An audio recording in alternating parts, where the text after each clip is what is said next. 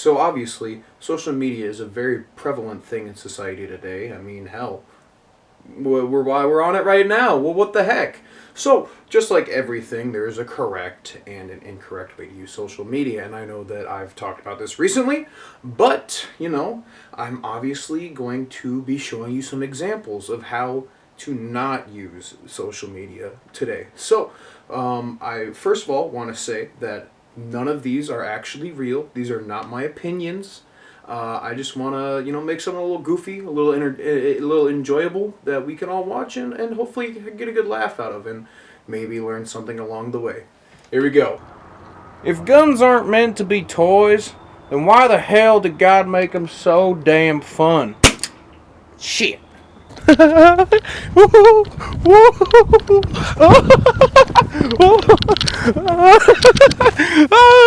Oh, God, I love crack. Not to sound racist, but... It's gotta be some kind of record.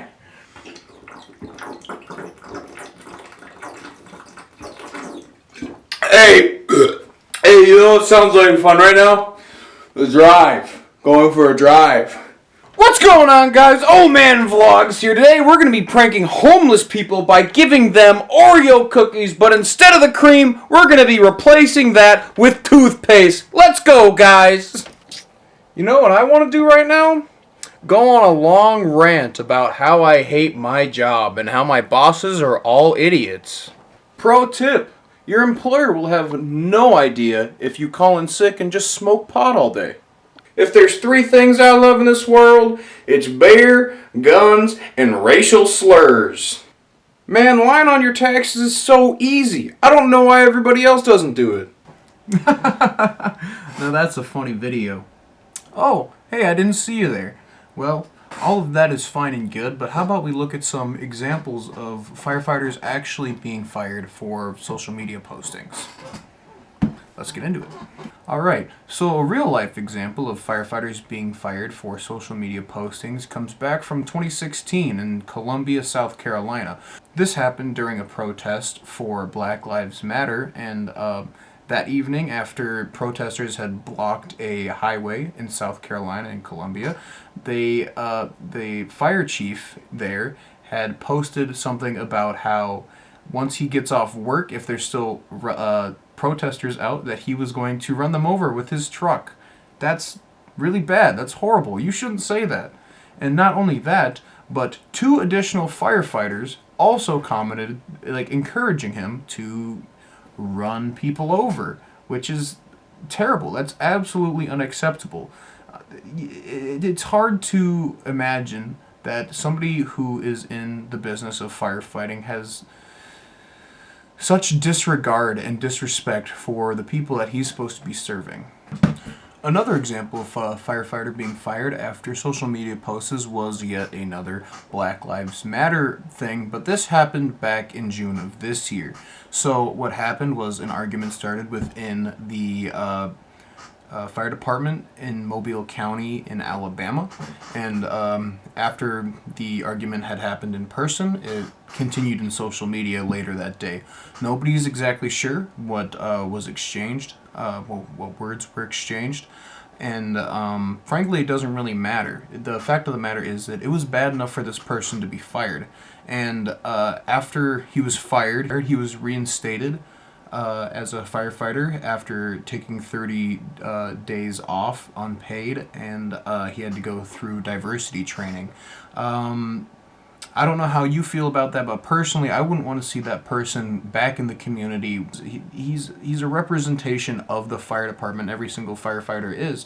Having somebody who has exchanged racism or sexism, anything of that sort online, I wouldn't want to see working with me or next to me, because not only does that reflect badly on the department, but it would reflect badly on me, because I would be a firefighter who's friends, as far as the public knows, with somebody who's an outspoken racist.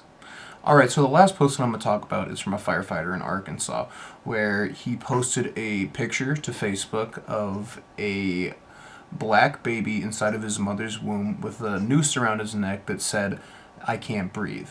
That brings up a whole slew of problems, and especially since this was in 2020, it just doesn't seem like an appropriate thing to be posting on Facebook. It's not an appropriate thing at all. You shouldn't think that way as a firefighter. There was an interview done of people who were living in that city, and a African American man said that if there was a fire at his house and he saw that firefighter come up to the scene, he wouldn't trust that man to do his job. Now that when a post to Facebook can install fear in the community that the firefighters won't do their job based on racial issues, that's reflects badly on the fire service in general. Now, if you haven't noticed, essentially every single post that I've brought up was about racial problems. And these things reflect very poorly on the fire service. It's terrible to see that public servants, people who are protecting the community, to just be outwardly racist. Now, I wouldn't bring this up if I didn't have some sort of solution.